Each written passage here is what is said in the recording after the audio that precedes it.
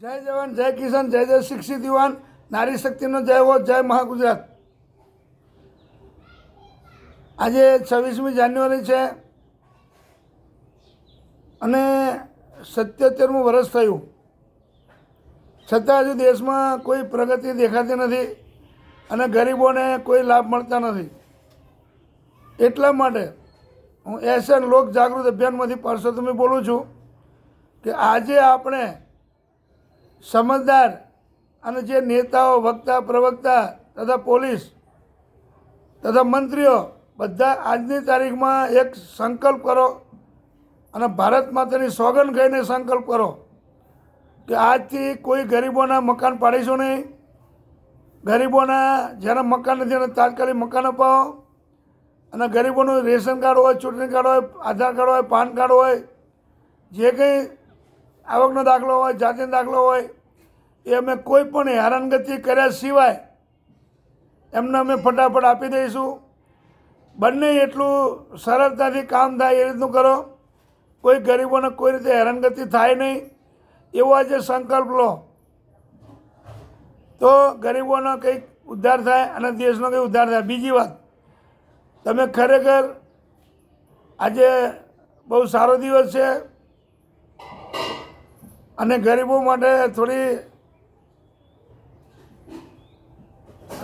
રાહત થાય એવું કરો.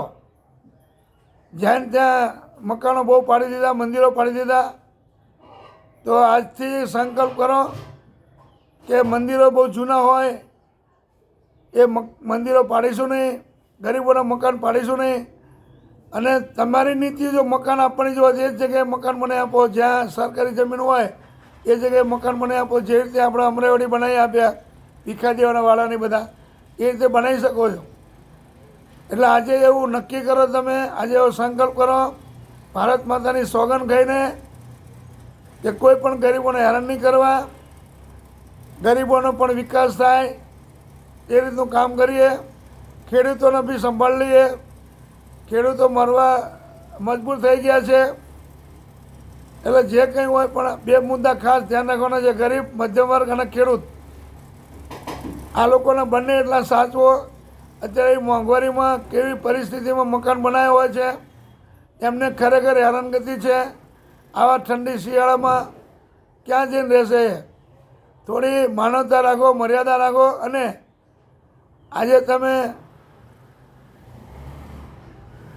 મર્યાદા રાખી અને ખરેખર ભારત માતાની સોગંદ ખાઈને સાચા સંકલ્પમાં દેશનો 26મી જાન્યુઆરી પ્રજાસત્તાક નિમિત્તે આજે બધા મળીને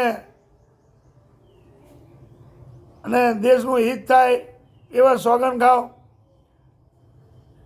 દેશનું અહિત ના થવું જોઈએ, ગરીબોને હેરાનગતિ ના થવી જોઈએ. એમને પોતાના મકાન આવે તાત્કાલિક મકાન આપો.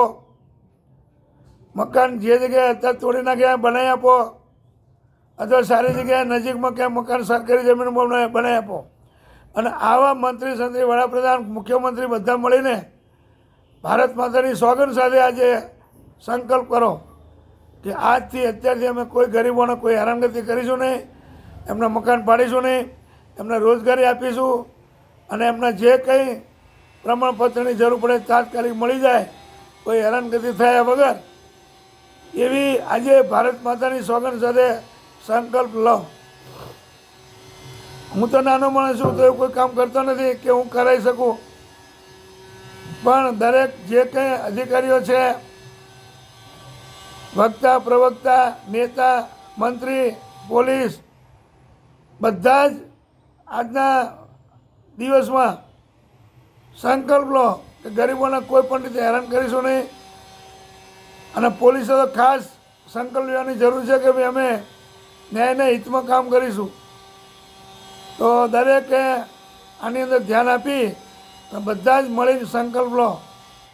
તમે ક્યાંય ઝંડો ફરકાવવામાં ના જાઓ, તો ઘરે બેઠા માતાજી કુળદેવીમાંની આગળ સોગંદ ખાઓ કે આજે ભારત પ્રજાસત્તાક દિન છે, તો એના માટે અમે ગરીબોને મદદ કરીશું. એવી રીતની સોગંદ સાથે તમે આજે આગળ વધો અને ગરીબ અને મધ્યમ વર્ગના કોઈ પણ કાર્યમાં મદદ કરો. ગરીબ તમને કશું જ નહીં કરી શકે, પણ કુદરત નહીં છોડે. એટલે આજની તારીખમાં વચ્ચેને બંધાવ, સંકલ્પ લો અને ભારત માતાની સોગંદ સાથે આગળ વધો. જય જવાન, જય કિસાન, જય જય શિક્ષિત યુવાન, નારી શક્તિનો જય હો. જય મા ગુજરાત.